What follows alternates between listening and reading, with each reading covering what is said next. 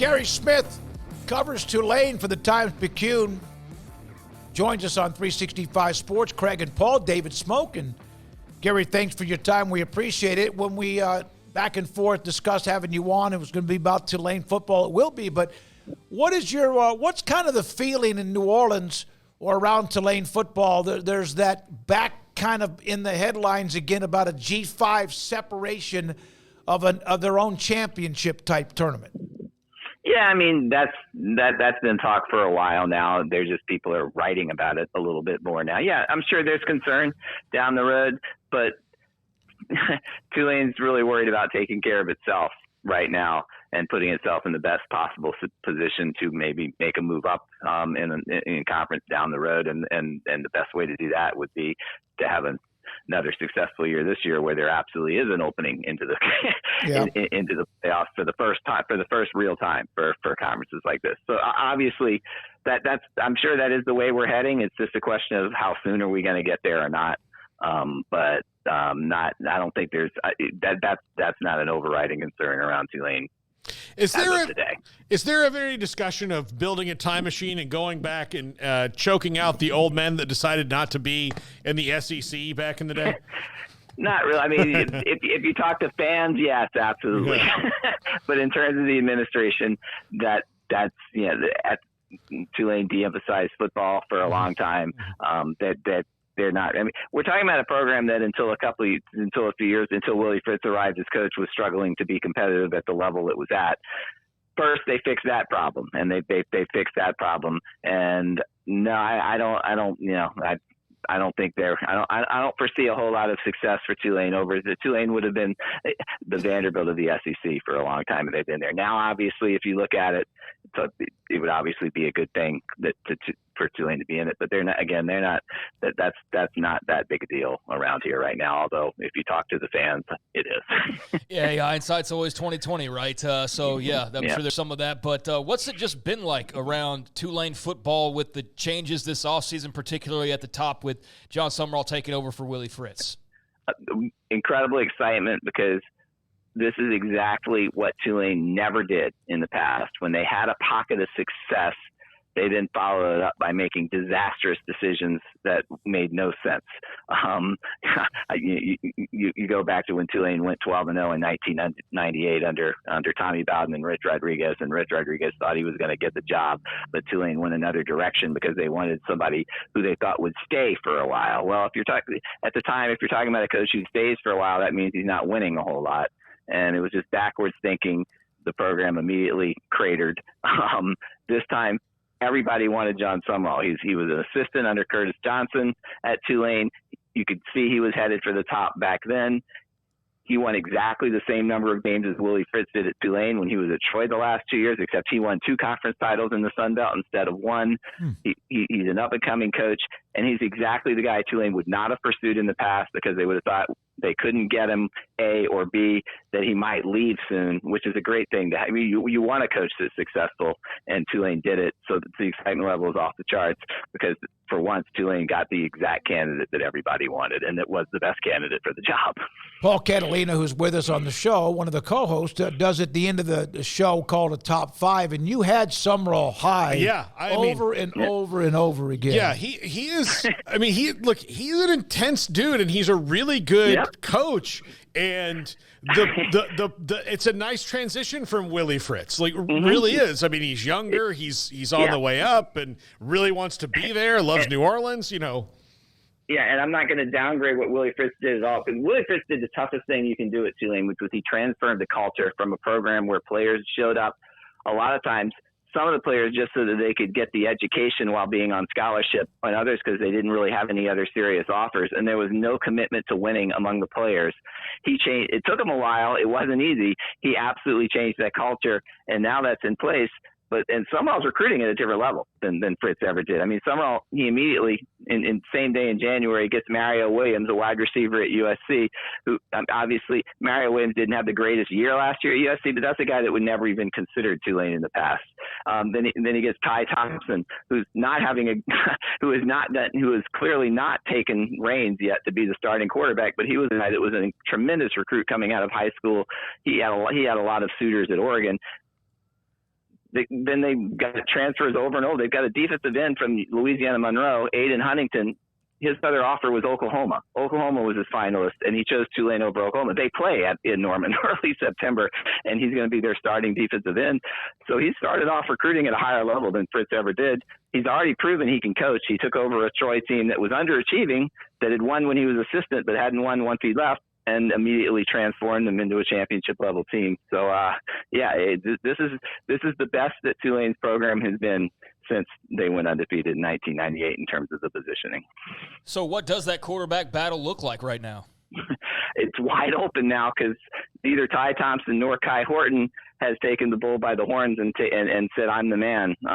In the first 2.5 weeks of preseason drills, it's to the point where neither one of them was sharp in the scrimmage, and redshirt freshman Darian Mensah came in, and he was playing with backups, but he went 3 for 3 for 96 yards and a touchdown, and he impressed John Sumrall enough that in Tulane's second scrimmage, which is tonight at 7 p.m., Darian Mensah is going to take the first team snaps. That doesn't mean they're giving him the job, but it's now a three-way competition, and it really is a three-way competition. This isn't just something to light a fire under the other quarterbacks.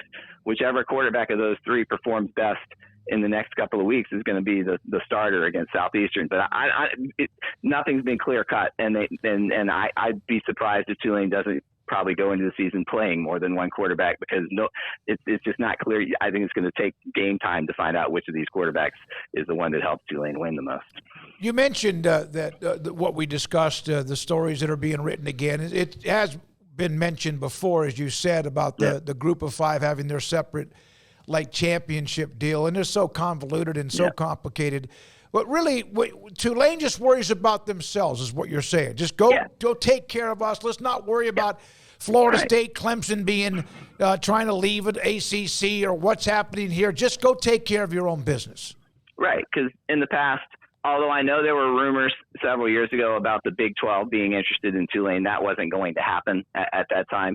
Tulane has to win consistently to have one of these conferences be interested in them, and they're off, two straight double-digit win seasons under Willie Fritz, and possibility for more here under John Sumrall, and that's what Tulane's worried about. And the American Athletic Conference, which has definitely taken a massive hit in the last 2 years, but it's never been in favor of this NIT type deal for the conferences, because that's basically just giving up is kind of the way they feel on that. So you're certainly not going to see Tulane or its administration pushing that idea of a separate playoff. They want to be included in the big boys party, and see how long that is allowed. But if it came to a vote and there was one, would they vote for it as long as they got to keep in the big boy party? I don't think so, but I have not specifically asked that question to David Harris, the athletic director. But I don't think they're really that worried about that right now. Obviously, this year there's a definite playoff spot for the top group of five champion, and that's where Tulane's focus is right now. Outside of the quarterback battle, what would you say is the biggest question mark for people like yourself covering them on a daily basis?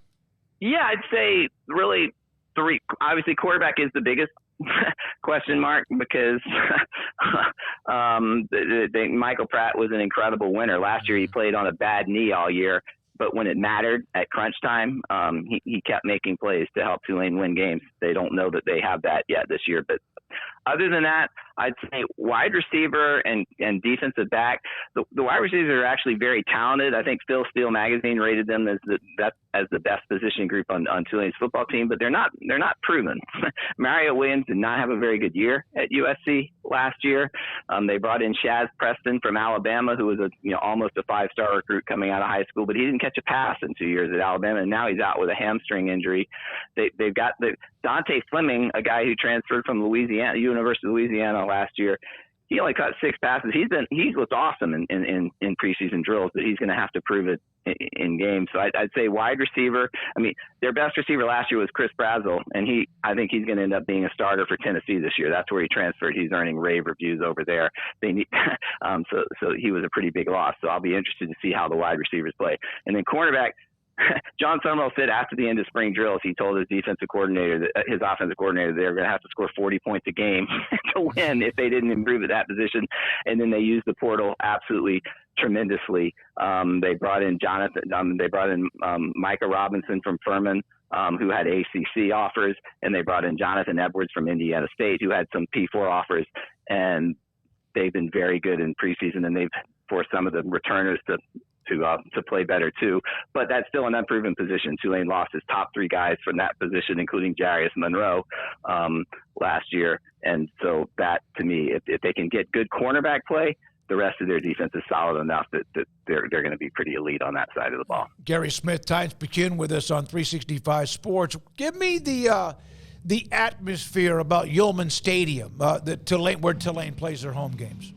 It's gotten better. I mean, it was obviously the Superdome that Tulane played for a long time before they built Yulman Stadium for 2014. The Superdome was a tomb-like atmosphere, and it wasn't great at Yulman Stadium up until 2 years ago. They got to the conference championship game. They hosted UCF, and it was the place was electric that night as Tulane blew out UCF to win their first AAC championship. It was electric last year against SMU until the game started. The conference championship game, the game didn't go too well, but it's become a good atmosphere when you have a 30,000 seat stadium and you can pack it consistently. And Tulane's getting to that point. It's a nice environment, and it's the right size for Tulane right now, and in terms of what the fan base is.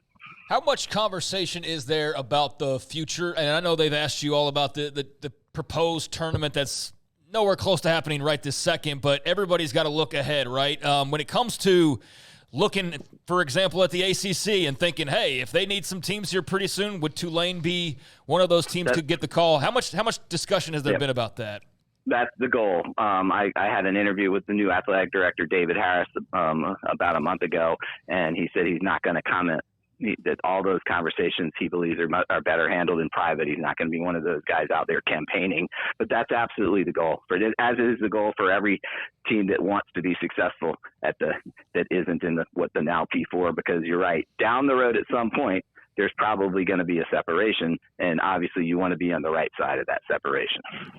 Guerry, good stuff. Really good stuff. Thanks for your time, and we'll watch what Tulane does and be back in touch with you sometime, hopefully during the season, to talk Green Wave. Thank you. Thanks for having me on the show. Guerry Smith, Times-Picayune on Tulane.